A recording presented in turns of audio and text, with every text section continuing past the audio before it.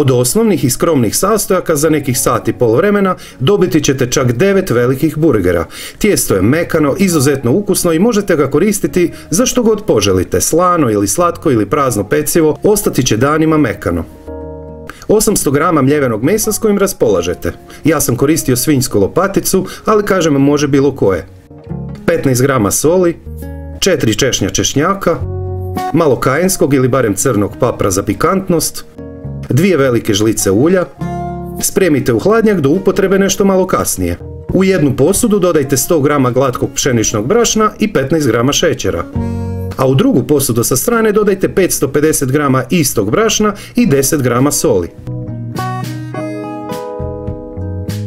Sada dodajte paketić suhog kvasca od 7 grama ili još bolje 20 grama svježeg. 3 decilitra, to je 300 ml mlakog mlijeka, ne smije biti vruće. Dobro promiješajte i ostavite 10 minuta na sobnoj temperaturi. 1 decilitar, to je 100 ml ulja. 70 grama standardnog mliječnog namaza. Dobro promiješajte pa dodajte polovicu posoljenog brašna.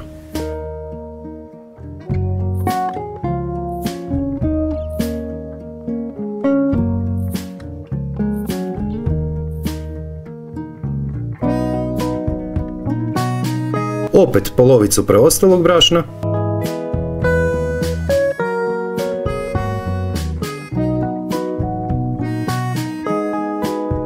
Pa dodajte preostalo brašno i umjesite tijesto.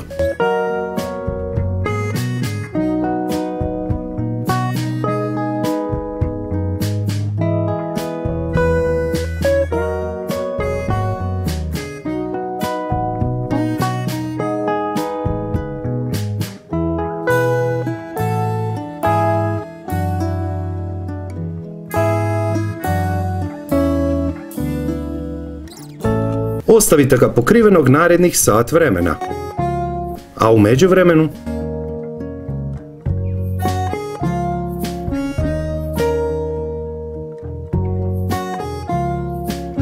pecite na 210 stupnjeva narednih 15 minuta s uključenim ventilatorom na vrući zrak ili 5 minuta dulje s opcijom uključenog gornjeg i donjeg grijača. Ostavite da se malo hladi, to jest do upotrebe.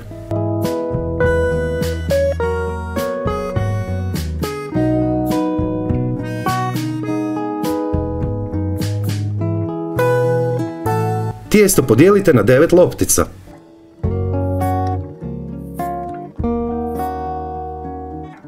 Stanjite s rukom bez korištenja brašna, promjera oko 15 cm.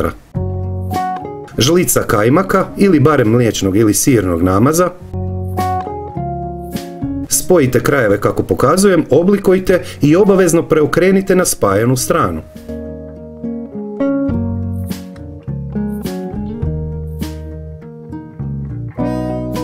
Premazati s malo hladnog mlijeka i ostavite da tako stoji 15 minuta prije pečenja.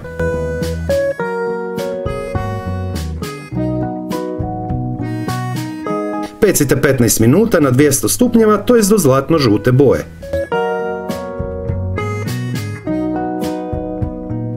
Dvadeset grama istog brašna, malo, to jest na vrh noža sode ili praška za pecivo.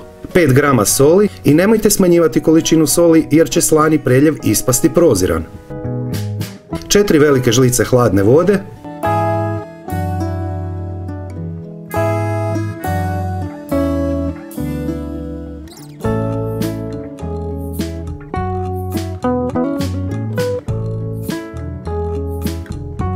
Vratite natrag u pečnicu samo 1 minutu, ne dulje od toga jer će preljev posmeđiti pa neće ovako dobro izgledati. Vruće odmah premazati s malo ulja. Ispod svakog mog videa niže u opisu je pisani recept, popis sastojaka, postupak, savjeti i preporuke za slične recepte koje bi volio da pogledate i naravno isprobate.